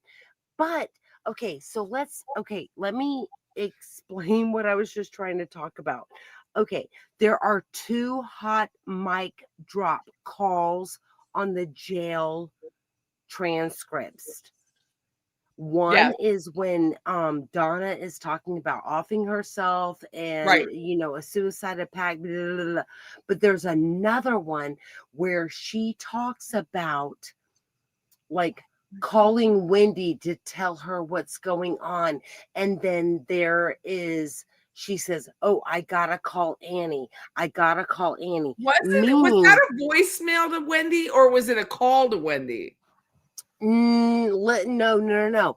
This is jail calls from Gigi, True Lies and Alibis. She does the jail calls. There's one when like we learn about Donna, like admitting to a possible suicide pact with Harvey and fleeing. But then there's a second one. And I have the notes. I don't know where my notes are, but I will email you tomorrow. But she says, I gotta tell Wendy. And then there's a couple of, minutes or whatever after that. And then she's like, I have to call Annie. Annie's been calling me. Annie's texting. I gotta call Annie back. So Annie knew as well that Donna was fleeing. Right. She did. Yeah, and I apologize if anybody thought that I was trying to start shit, because I'm not. I am not. No. Don't worry. No, it's just one person, but because people only hear little clips, I like to repeat it a couple times. Yeah. I remember when I first started this and people like, you repeat yourself a lot because people don't watch YouTube in the whole, right? They only listen to something they might find exciting or not exciting. And then they move on. It's the same in radio. So it took me a while to learn this, but you have to repeat yourself. So people are like, why is she always repeating herself? Because that's why. It's a technique. Well, okay. So I did a live stream earlier this morning because so Jackie did a live stream. Jackie St. Germain did a live stream a couple of days before we did our trivia. Mm-hmm. I didn't know much about Jackie until she came into our trivia, and she's probably one of the top scorers on our trivia. Oh yeah. And then I looked at her channel and I saw that she had done a live stream and then did a breakout video of a 25-minute clip where Grish calls in talking about the owl connection. I did a live stream this morning. Based on my okay. Well, Patty, I mean, Patty, you know how I have like no skills, but I've been videotaping the drainage ditch, the McCord Park, right? You did, Ashford Apartments, all of that. I redid that for Grish because there is a pathway. I whatever. Just look at Jackie St. Germain's breakout video, 25-minute segment from her live stream. And Grish calls in and she breaks it out, and then she brings in all the evidence showing what Grish's theory is on the day of the murder, as well as the owl and all of that. Right. Okay. So I did that live stream this morning. Right. But I was not trying to, throw shade. I'm not trying to be, me. Like, I think that we are all a community of people who have thoughts, ideas, theories of what is going on in this crazy ass Adelson crime family case. So most people have Google or Gmail, right? I can put a link up to this. I'm going to put this in my Google Drive, this motion, and then put the link in the chat. I was like, that's the only way I could think I really can do that, right? And just put a link in the chat from a Google Drive, and anybody who has the link can read it, rather than try to teach people how to go find it. So that's what I'm going to do. But I mean, I 100% agree that when Josh Zellman got up and was like, "Oh, I hear stuff from my right side of my," whatever he said, it was all games for the defense. Oh, like, it was. But he really did need to look at who was in the room, right? Who was in the room was the lady. No one behind him was saying anything. Trixie's all over the place, though. Her face was all over the place. So was Susan Brotman. And that's where he didn't look to see if he's hearing people. Patty didn't fucking budge. I didn't budge. Patty, before the verdict is being read, I saw you sitting there behind Harvey, and you are holding on to Rebecca. Mm-hmm. Here's the motion. I see you bow your head, like, and I saw your face. I'm like, okay, Patty's probably praying. Patty is shaking. I can kind of see you shaking. Don't know. You just don't know. You never know what's going to happen. You just don't know. No, I've seen horrible rogue jurors do shit. Well, that's kind of my soft spot with Jack Campbell. I saw him like pour out his heart in a case in Wakulla many years ago, and he had one rogue juror on a child murder case, and it was a mom that had sons of the same age as the defendant, and she refused. So I created that link, and now anybody with this link can let me do it again. Here you go. Now it's an open link now, but it's in the Google Drive. So that way I think it's nice that you don't have to keep going through the Leon County trying to figure out what the hell to click on, find a file. So anyway. Yeah, no. And Jackie, understand real quick, I did not run off your channel to go tattletale anything. Like, no, I was trying to get the facts right. I didn't know what was coming. And I don't care what Wendy calls herself, what town she lives in. I'm really believing it's very much a Denise Williams case. where the children are going to believe whatever they want about their mother, and it's not going to change anything. And I'm going back to Brooks Houck and Joe Lawson, who were charged and convicted for the murder of Crystal Rogers, his baby's mother, in Bardstown, Kentucky. Were both sentenced today. I haven't watched Sherry Ballard's impact statement yet. I'm going to do that tonight when I go home. But today was also the day that Rhonda Houck, who is Brooks Houck's sister, she lives in South Carolina, has full legal custody of their child. So the child, people like Eli had to say he wanted to go with Rhonda, and Sherry, was open to it. Brooks' mother took away she withdrew from any custody because Rosemary knows, and with any willingness, God, she's next. Just like Donna, she's no better. Then, and they were able to convict Brooks in like a minute, like 5 minutes. It took 10 years and 5 minutes. So, but this child doesn't know the Ballards.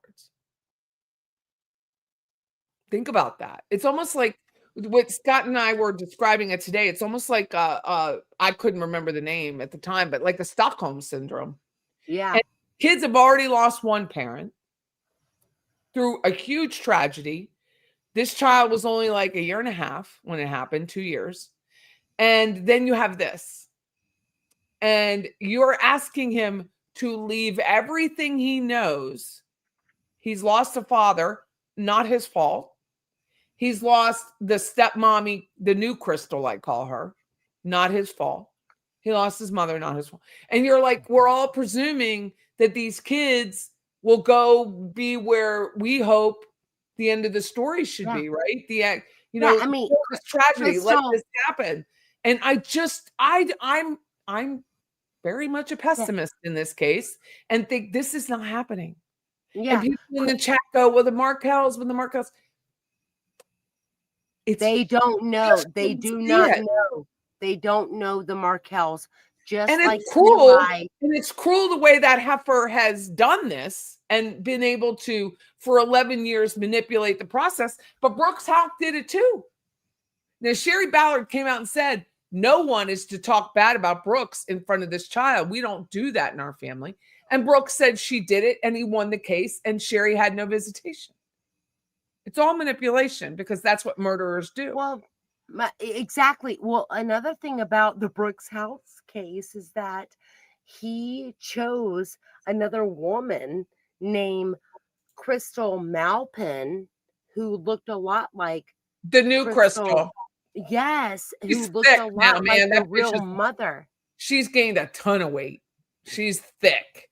So somebody has a question for me. Wait, that ticker. Who said Patty was a drunk?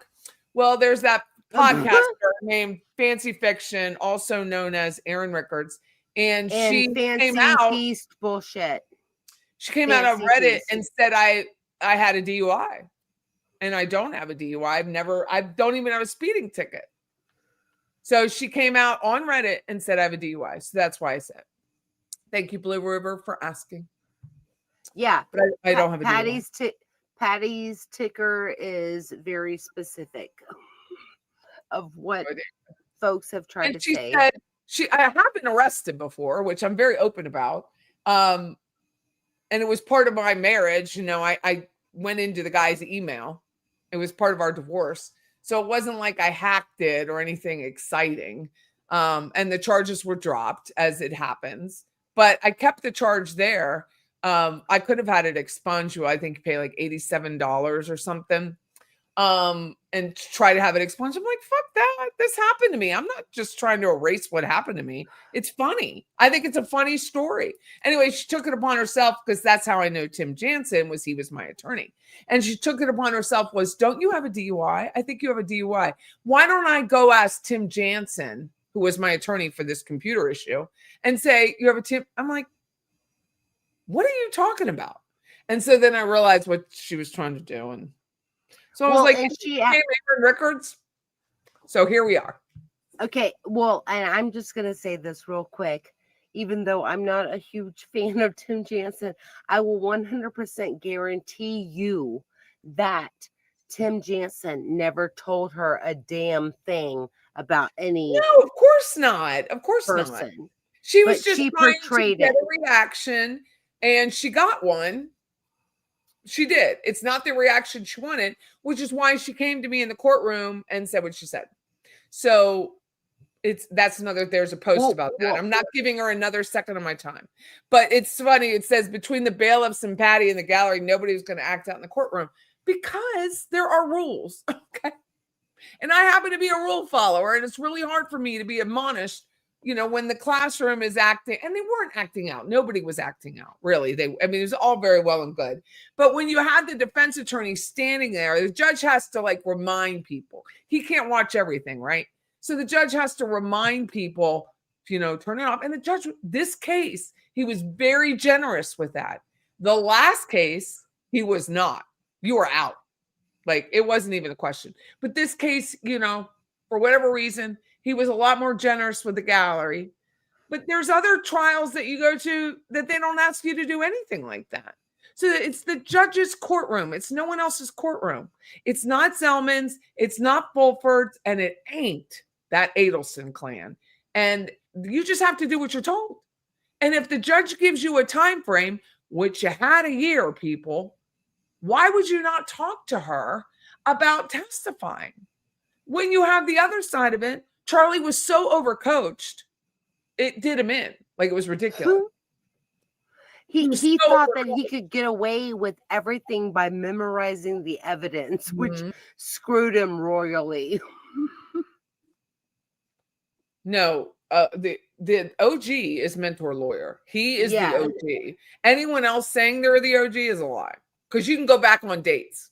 You can go back on the dates that people started their YouTube and figure out. And I don't give a shit who was in a courtroom when Katie Magbanua had a bail hearing. None of that matters. It's who started and who promoted it and promoted it and promoted it. It's easy. It's very, very easy. Professor Joe from STS thought the judge should have waited for the defense to rest before making Donna say whether she would testify or not. I don't think that's how they do it here, though. Yeah, and okay, so, Professor Joe is wonderful, but she's a professor of right, but I don't think that's how they do it here, because if they rest, she's not to testify. So I don't know if that's misheard or I'm not quite sure. But I know from Charlie's, they didn't rest before they did that, because when you rest, you're done. Now, there was the option when she said, I'm not testifying. There is that option that in the morning, which is why she had to prepare for that if she changed her mind, she had to be prepared for that cross-examination. But I don't think here on the other 4 trials, they did that. Because remember, Katie stood up for herself, which was stupid, but whatever. And they didn't rest prior to that question. So you know what I mean? Okay. Fancy Feast is a feral cat. Yeah, no, she's violent. She's evil. I saw her video. And I think I've locked myself out of it. Hold on. I have to show you. If you haven't seen Jay Bronius's, hold on. Jay Bronius, who's The Shaming of Jay. Love The Shaming of Jay and his wife, Shannon. It's absolutely hilarious. I hate that Facebook does this, starts the video prior to hitting yes, right? So you've got to watch it.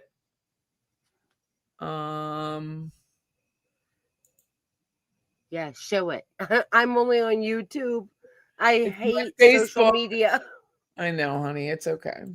I know. This is funny. So this is Jay Bronius. It's on Facebook. He shared it. I'm sure it's on Twitter, probably on his Instagram, because he does a lot on Instagram. He goes, Jackie Fulford walking away from the courthouse after Judge Everett denies her motion for a new trial. Are you ready? Yes. So funny.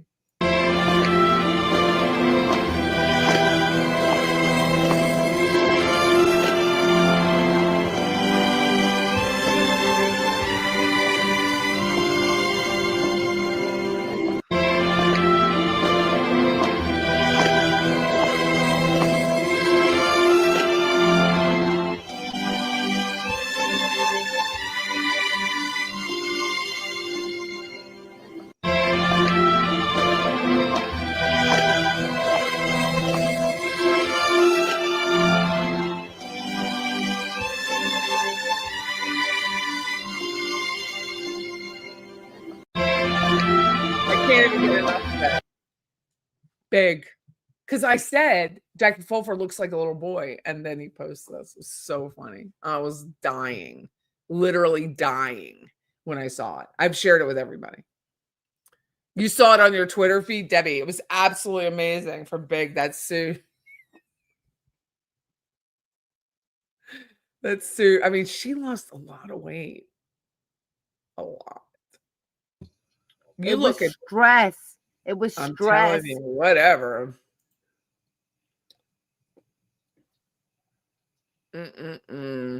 Jay Cash, I got blocked from commenting on the Reddit group because I posted asking fair and appropriate questions. Yeah, but I don't like answering them.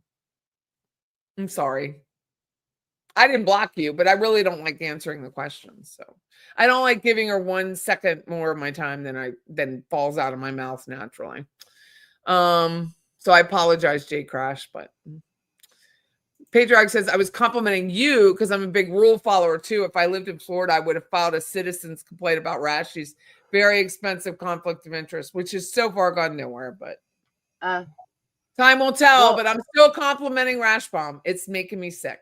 Like literally go to like yeah. But Patty, you were the only one who had the guts to actually report him. And it's so weird. Like all of these attorneys, like they are so afraid of the bar, which kind of makes me think, what the hell are they afraid of? Because the bar never does a damn thing. So why were they all afraid of the bar? But I'm telling you, if you're ever in a rumble in a courthouse, you want Rebecca Ross standing right next to you. That's all I got. Yeah. Right next to you. Because that woman, I was like, are you insane? And she was like, she had my back. Like, yeah. She had your ass. She had my back and my ass. That's right. And then we left in your rep. All I wanted when I called the deputy over was to give myself clear time to get through to the parking garage. Yeah. Right. So I could just leave safely. That's all I care about. Right. Just let me leave. So Rebecca, man, we had to pull her off. It was a mess. It was a mess. I was like, oh my God. Adore Rebecca. This is not going to end up well. Like it's late at night and it was a lot. I was like, we're gonna get in trouble. Okay, so I apologize. Rebecca says she just looks scary. I've never hit anyone in my life. I never have either. And Rebecca's like, I think she wants you to hit her. Well, that's not happening. So yeah. Patty is not violent. We are not violent. We fight with our minds. I use my words. I use my big girl words. Exactly. I'm so sorry I'm yawning. I gotta go to bed. I have a golfing event tomorrow. I'm not golfing, but it's hilarious. I'm a hole spotter. I can't. I'm good at mini golf, and that's about it. So it's this thing called the Bishop's Hole in One. And so I'm Catholic. So the bishop of the diocese is coming, and it's a fundraiser for the building. You know, is that Bishop Walk? Yeah, Bishop Walk. Yes. Okay. We just saw he's my age. He and I are the same age. He went to Notre Dame. Like he goes to Notre Dame. He's very smart. I'm not that smart. And he's a very nice man, very congenial. Kids love him. Like he's just very good at what he does. He's a great representation. He doesn't talk out of turn and make a scene, right? He's a great representation for the diocese. So they're the building fund, you know, churches have those. And so they're doing this Bishop's Hole-in-One. So it's 9 holes, and each hole you get one shot, and there's like $100,000 in cash, and then 3 different cars. So it's 3 different cars. So each hole is like, the first hole is $20,000 and 145 yards. So the yardage isn't outrageous, right? But it's still going to be difficult, but the yardage isn't outrageous. So I can't play golf. I can't get the ball in the air. It's more like croquet. Like I'm Happy Gilmore all day. Like, give me a baseball bat and see if I can do it. And so, but they asked me, because I've really tried to promote this, and they've sold out, praise the Lord. They came on the radio show, Father Tom did, which, if you have a minute, it is a hilarious show. Like, you wouldn't even believe he's a priest. And so every Wednesday night we sit around after church and we just like have a beer and just kind of joke around. So Father's like, "Are you participating tomorrow?" I said, "Yeah, I'm a hole spotter." And I just started snorting, laughing so hard that I'm a hole spotter. Like, the whole thing, I would have been snorting too. It's not even about golf. That I'm spotting a hole anywhere is hilarious. Didn't you tell me that like your priest is like a Taibo person? Like, I'm all about he does Taibo. P90X. I was wrong. It's P90X. Oh, okay. I'm old school and like 1994. Taibo. I thought he was saying Taibo, but he told us. I asked him tonight because we had that conversation about the silhouette, and he said it was P90X, and he still does P90X, which I think is also absolutely hilarious. But he's only 42. But, you know, he runs, but if it's really hot, he'll do P90X. Okay, yeah, he's like younger than me. Yeah, he's young. He looks young. Yeah, he looks very young, but he's very funny. He's very dry. But I was like, "Father, I'm a hole spotter." But okay, so everything for me, I don't know if you know this, is sexual innuendo. Like, everything. It doesn't matter. It doesn't matter. Nothing matters. It's sexual innuendo. And Scott and I are always that's what she said, or that's what he said. So that's why it's about. Like, okay, so you're not going to remember this, but I do. When you read the jury transcripts after Charlie's or during Charlie's trial, or the jury transcripts, and in the very end, it was like, it just like fell dull, and I was like, oh my God, all of this foreplay and like no execution. Yeah, all that foreplay and no execution. Your memory is incredible. Yeah, it is. Oh, terrible. It is. That is a great shirt, Max. I'm a hole spotter. That is a great shirt with it. Oh, like a so funny. Because when Jillian's like, she's the girl, she's beautiful. Her husband was a Major League Baseball player. She's a really beautiful girl, like gorgeous blonde hair. And she's like, "Patty, will you be a spotter?" And I was like, "A spotter? What's a spotter?" She goes, "Oh, hole spotter." I'm like, I'm in. Like, that's just of all people, I get to be a. But the bishop's there, so I'll tame it a little bit. Yeah, I'm probably not a hole spotter. I would be the pole spotter. But to constantly say that is so funny. I told Scott today, and I literally snorted it when I said it. And he goes, "Well, that is what she said." I was like, "Yeah, that's what she said. Do." It is extremely immature. I can't help it, but yeah. Everybody in the community complained about Rashbaum's conflict. Patty went through the proper channels, then was vilified. Oh, yeah. It was, I didn't care about that. I cared more about your taxpayer dollars. How do you freaking go down an elevator and tell the elevator that you're quitting your client before you tell your client? Just odd. Very, very, very, very odd. Yeah. And it's hard to believe that it was like a trial and a year ago. It's so hard to believe. Oh my God, it was over a year ago. I feel sorry for these jurors, but I just remember when juror number 14, who was like a crackpot, came to, the Rashbaum, to the defense team, and they tried to do this with him, and it didn't work. Like, nobody's doing anything. Nobody's looking. Nobody's saying anything. Especially like you are the elevator lady. Especially since she was very specific about not having her social media open for comments, and that she was on social media, but she didn't post about the trial or search trial, which is there. I mean, the history's there. But the other side of it was Evan with he first went on our radio show with Greg Tish and was very specific about how he derived his guilty. And it had nothing to do with Drina, nothing to do with Patricia, really nothing to do with Catherine Magbanua. Because he said all these people had motive, like had motive of their own, had their own self-interest in. And it just wasn't it. So aside from all those three people, here you go. She's guilty. I'm outside. Checks to Katie, which she wrote. No one else wrote them in succession of when your son could have wrote those checks. He was a signer on the account.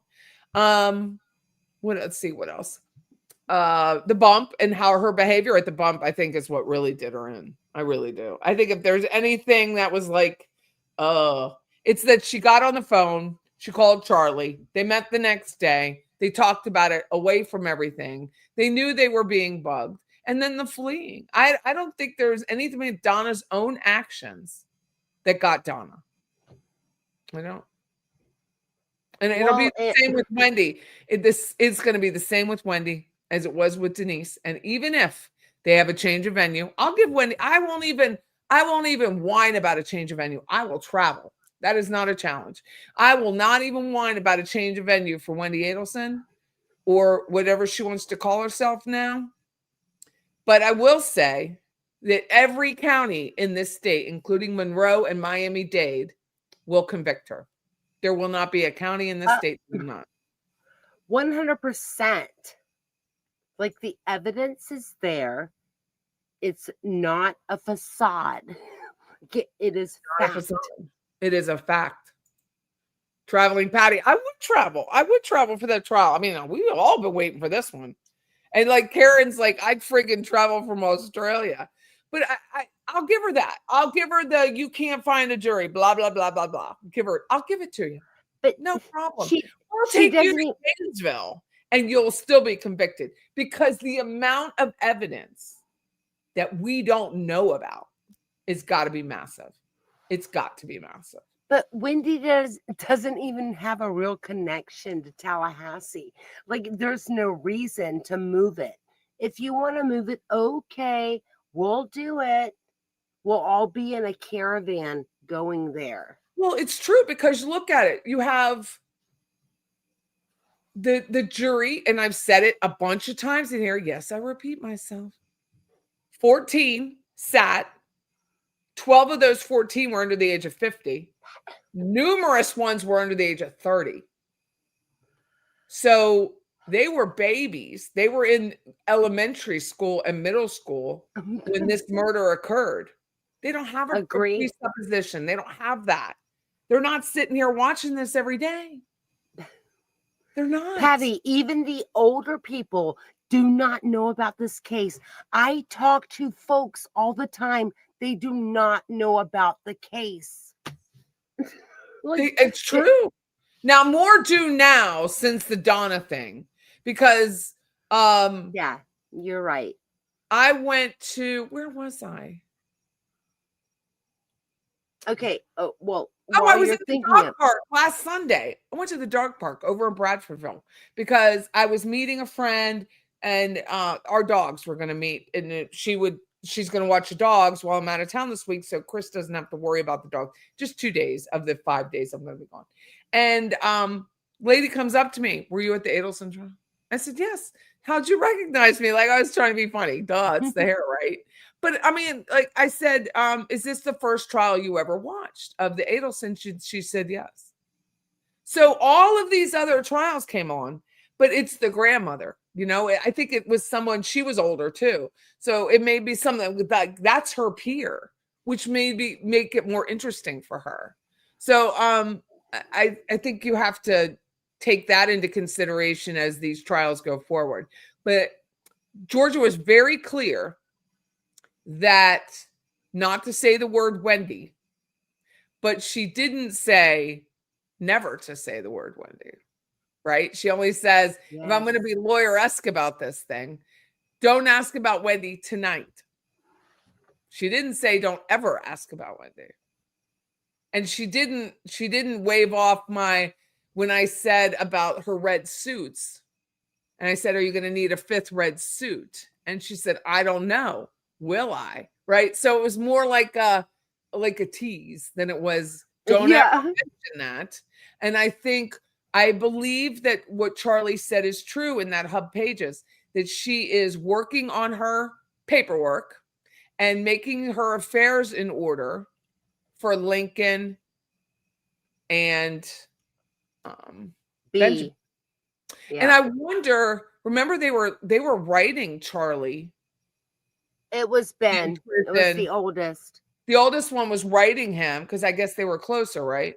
Because he looks just like him. Yeah, they're writing him. I wonder if they're still writing him. I don't know. We'll never know that. I won't know it. But it would be curious to me if they were like, is Charlie assuming because he knows his sister so well that she's going to get her affairs in order if this ever happens? But it's hard to say. But I do believe that she has a backup plan.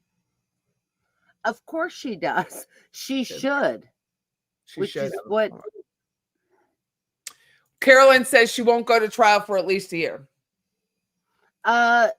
If she's arrested before October 9th, which is what I think that she should be, maybe November 9th. However, Jim says, did Wendy change her last name to Anita Cock? Oh my God. Jibs Earlier and jabs. She said something about she's like a doorknob. Listen, okay. Everyone gets a turn. Patty, Jibs and Jabs has Wendy's number 100%. Yeah, Mandy mentions the juror didn't even consider Luis Rivera's testimony as fact, which it is fact. So, I mean, Louise. She does have that condo in a trust, but the condo, this has nothing to do with like the trial or anything. The condo is in a trust, but there's still a large note on that condo. So it's not really protected the way of a home that was free and clear would be protected in a trust, but she does have it in a trust.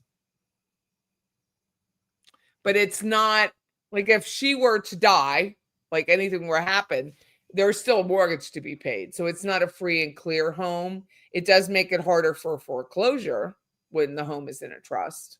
And maybe, or maybe not, she talked to her lender about putting it in a trust before, because sometimes I've heard from title attorneys, real estate attorneys, that when a mortgaged home is in a trust, they can pull the note because it does make it more difficult for them to foreclose. Well, and that's just in the weeds real estate. Yeah, and the Markel boys still have their father's insurance policy controlled by Shelley. Right. So Shelley knows where they are. Shelley knows where they are. Yeah. Outside of all of the separate $2.5 million.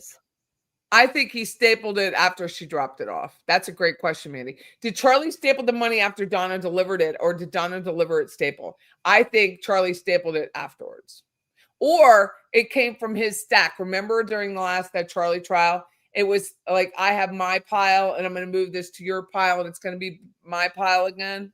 Remember that? It could have already been stapled in the safe at the office. Yeah. The stapling seems more like a domestic coordinator than Charlie would have ever been. No, but I mean, Katie said in his safe, it was stapled. Yeah, but that's because Donna brought it over. Forensic RN says Charlie counts it and staples it, and it was wet. Okay. Katie still hasn't told the full truth. Amen, sister. is Katie able to tell the full truth? She doesn't not know the full truth. Yeah, in my and opinion. nobody's giving me this Xanax story. I'm not diminishing your opinions, but I am, because there's no It's way fine. she took that much Xanax. I've seen heroin addicts act better, so no, I just don't believe it. I do. I mean, you do. It's okay. But I think he may not have taken it as the primary with Luis Rivera, but you 100% need Luis Rivera, period, in that Yeah. trial. You Well, can't. Without Luis, it would have been really hard to convict anybody. Well, okay, I'm going to say something real quick because Luis Rivera reveals in his proffer that Katie Magbanowa is Sigfredo Garcia's weakness. And Jibbs and I talked about this. And because of Luis Rivera's challenges in regards to writing and reading like English, Luis Rivera's weakness in this entire case was Sigfredo Garcia, meaning that Sigfredo Garcia they were was loved. his They backbone, loved each other. Yep, his backbone, his person to read things and, like interpret things for Luis Rivera since they were children. Yeah, they were very, very close. So forensic says, I don't believe Katie didn't know the amount. Oh, there is no way she didn't touch on it. There is no way. There's no way she didn't touch it, and there's no way she didn't take money out of it. There's no way. And she knows, I just thought of this. I believe if Lewis was the one he was so fucked over with this. He was just so fucked over. He was there. He's responsible, but he's still fucked. He didn't want to kill anybody, but he did. So I think, if I've never thought about this, that if Lewis found out that Katie took more money off the top, her life would be at risk. Listen, Luis Rivera was figuring out things during the entire operation, not only the first attempt, but the second attempt, that Sigfredo Garcia was lying to him.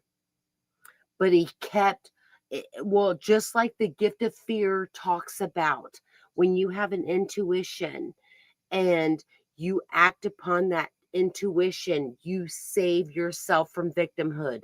However, Luis Rivera kept passing away that intuition because of his loyalty to Sigfredo Garcia.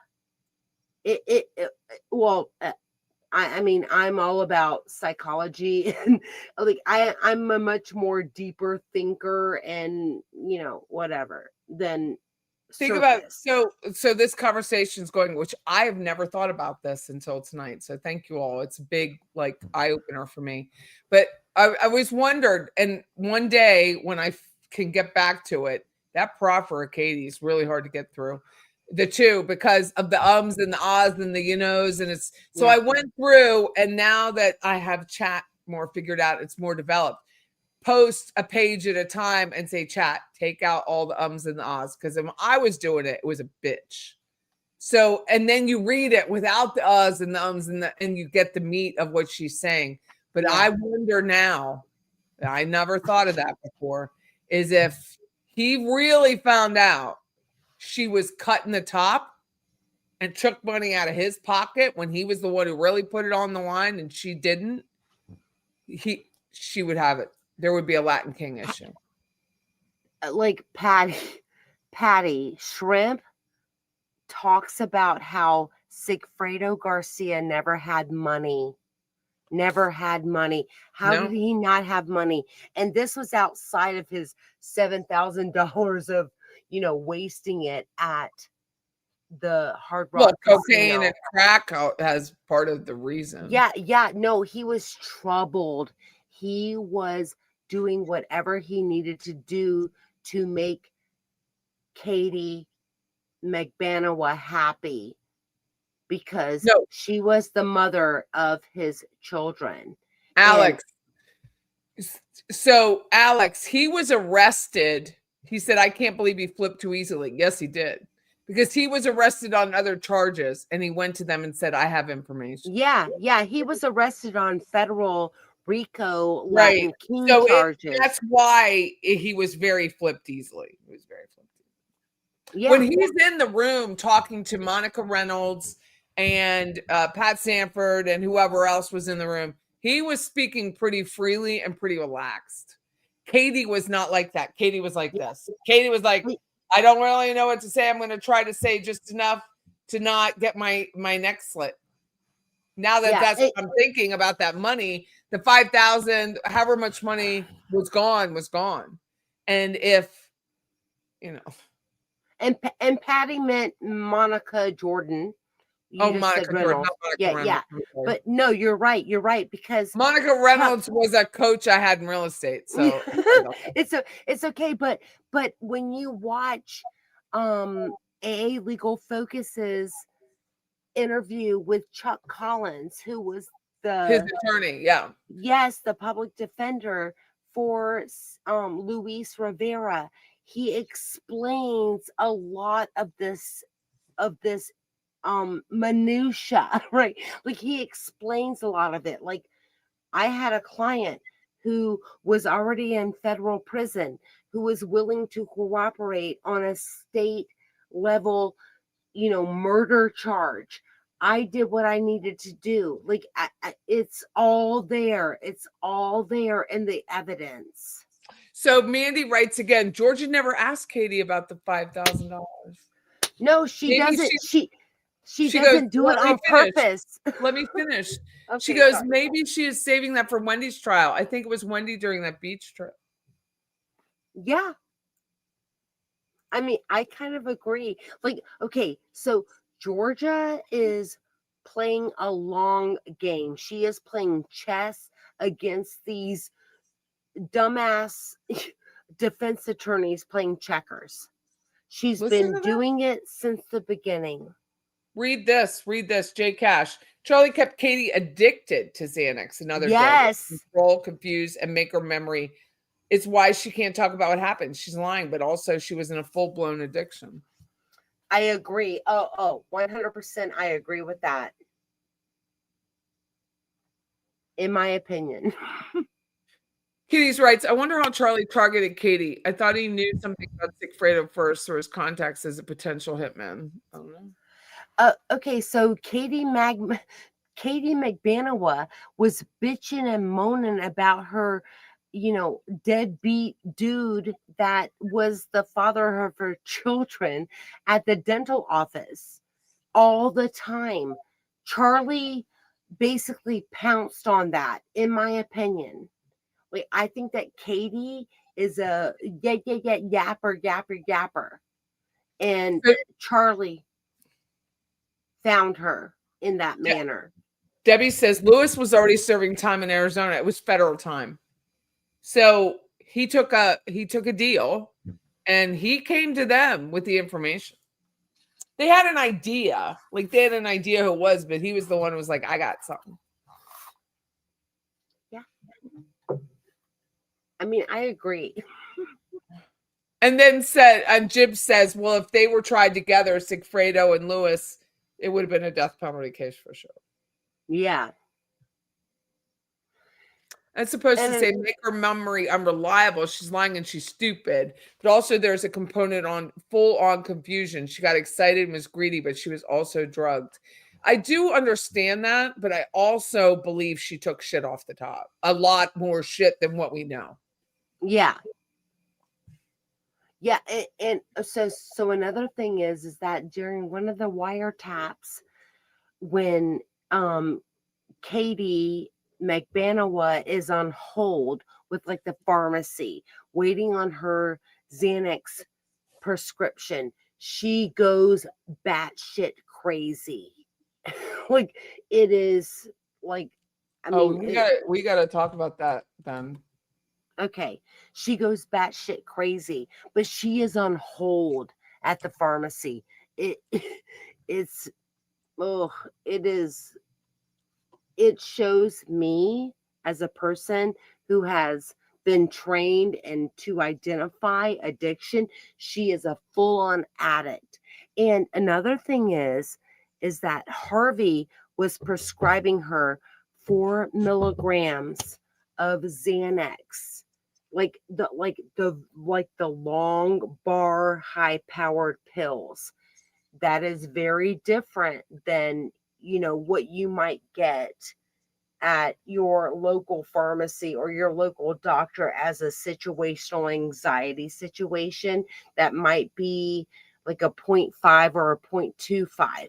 They were like, Harvey was prescribing Katie McBanawa 4 milligrams bars. So one little, and they're also perforated. So like you could break off a piece, and Katie was getting a full milligram in like the little break off of the long pill. Do you know of anyone, you don't have to give their name, that has attempted to email or mail Sigfredo the way they have Donna? Do you know of anyone who has? Yes or no? Yeah, I do. I do know of one person, but he never bit. He never responded. I do know. I will email you. I mean, I'm ballsy. I ain't that ballsy. That fucker will kill you. Like, he will just kill you. Yeah. No. He is 100% evil. Yeah, I have no problem with that. But I think his head is just fried. His head is fried. He has nothing to lose. You know what I mean? But okay, so Patty, like, have you seen like how Sigfredo Garcia is looking at Wendy when she's trying to get off the stand? I think it's like after Katie McBanawa was again. I don't have your memory. Okay. Yeah, no, there's several videos out there about how he is staring at her crazily. And she's all confused because she knows. But I think it's because like they have a connection on the burner phones. Like there's something is weird. Something is weird. I don't know. There's just a lot more to this that we don't know. Yeah. And that's why I keep saying, cannot wait until Wendy Adelson is at trial. We are going to learn so much more. I'm going to try and leave this office without being assaulted by the homeless people. That Yeah. It's almost, oh my God. It's like almost 1. I mean, I love doing this late at night. I really do. Should I have someone come over there to escort you? No, I parked my car so that I can see all 4 sides. Does that make sense? Okay. Like, I don't park it next to something. It's kind of in the middle of the parking lot. So when I walk out to the car, I don't know if it's real or not. It just makes me feel more scared that I can see all 4 sides. I don't have a blind spot. Okay. So I kind of park it at an angle in front of the camera. But, when you're dead, you're dead. Doesn't really matter. Yeah. No. Well, okay. So don't worry about the cameras. No, and my point is, like, don't worry about the cameras. They always capture stuff after the fact. Like, Patty, can you do it live when you get home so we know you made it? Oh, bless your heart. No, it's okay. Like, Patty, you text me. Okay. You text me once you get home. But my point is like, don't like just make it so that you have a direct line to your driver door. I do. Well, I have my Vera, which is a 93 Land Cruiser. So the steering wheel's on the right hand side. Okay. So it's right side driving. So when I pull in, it's right there. Okay. Hopefully, it's been rough around Tallahassee lately, though, hasn't it? Yeah, it's bad. It's bad, Oh. Thank you, Wesley. I don't think you're still on, but thank you. Don't I ever sleep? I will be awake when I get home. And you would think I'm not eating a lot. I have barely any caffeine in my system at all. So Mandy says a nice thing. A CNA caregiver for dementia. Through experience, I learned the best med to keep on hand or your honey is lorazepam. I'm so sorry, and I know what you're going through. Well, Chris has been taken off, like no more Aricept. That only lasted a few days, and it was a nightmare. Like, I'm not prepared for that. He's a big guy, and he was so agitated. And they also took him off of what the brand name is Cogentin. The generic is benztropine. And what it does is it prevents tardive dyskinesia. So that like stretching of the mouth and stuff hasn't happened yet, hasn't come back, but can also cause rage. Nice. So he was very rage, but he went with us last night. I asked him if he wanted to go. He went to the Elks to this event. He was in a spot on mood. He really was in a good mood. So, and he's been in a good mood today. And I talked to him about having the dog cared for, that he doesn't have to worry about it. And I said, well, okay, well, let's just break it down to 2 days. So you can go to church, do whatever you want, watch your sports, and you don't have to worry about taking the dog out.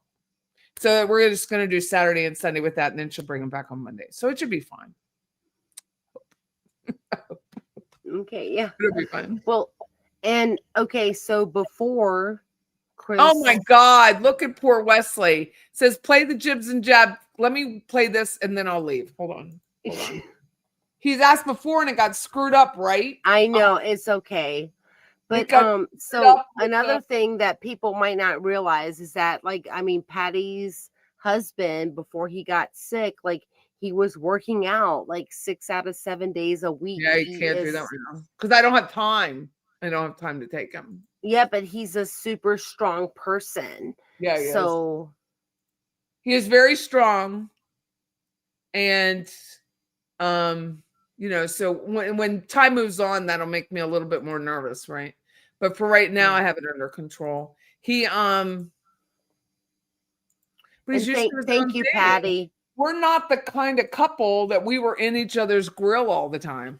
We just weren't, which is why I could be at work here at 1 o'clock in the morning, because we just weren't that couple.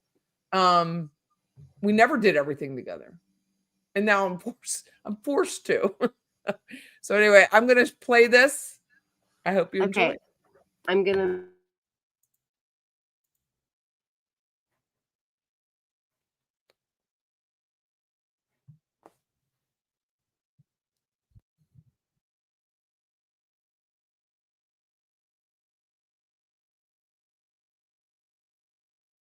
Our first contestant is Caddy Cook Lady. Tell us a little about yourself. I'm Caddy Cook Lady. When I started my channel, it was for the purpose of sipping wine and for letting you know who I know. By the way, I'm friends with Ruth Markel, just in case I haven't said that on my channel. If you say anything that is contradicting to my view, I will get triggered and send you to detention. But first, please contribute to my coffee.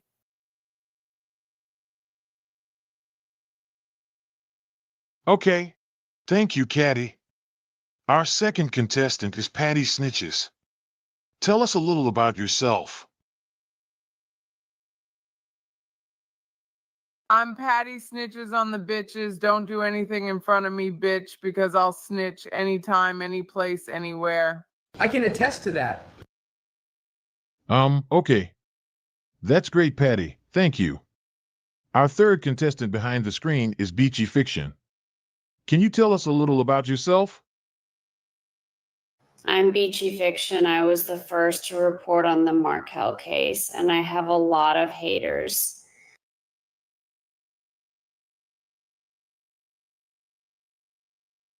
Okay. Right, lots of haters. Ain't that something? Thank you for that, Beachy. Oh, wow. Okay, I didn't see your $40 friend of Ruth Markel t-shirt. Thank you, Caddy Cook Lady. Anyway, these are the 3 YouTuber contestants on tonight's game. The categories are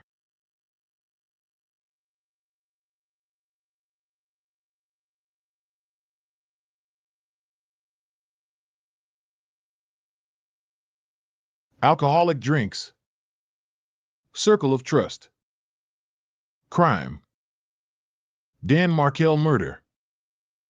Hurricane. Beachy fiction, we will start with your choice of category. Dan Markel murder for 400.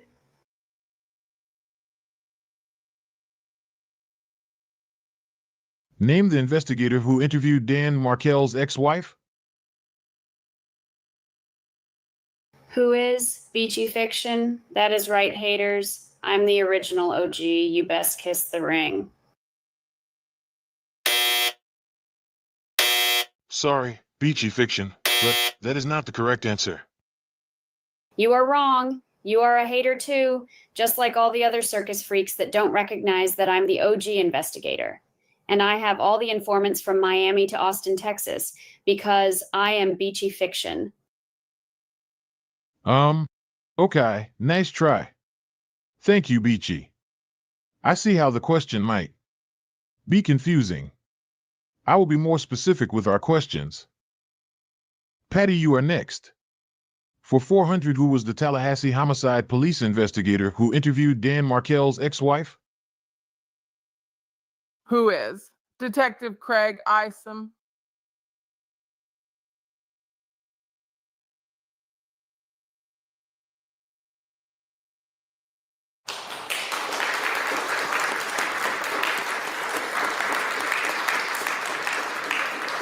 Brown noser.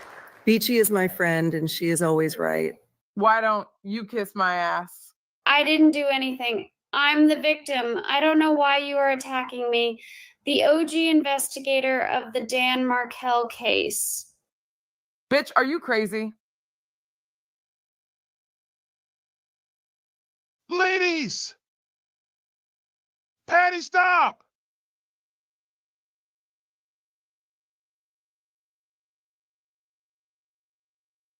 Beachy, did you do something different to your hair?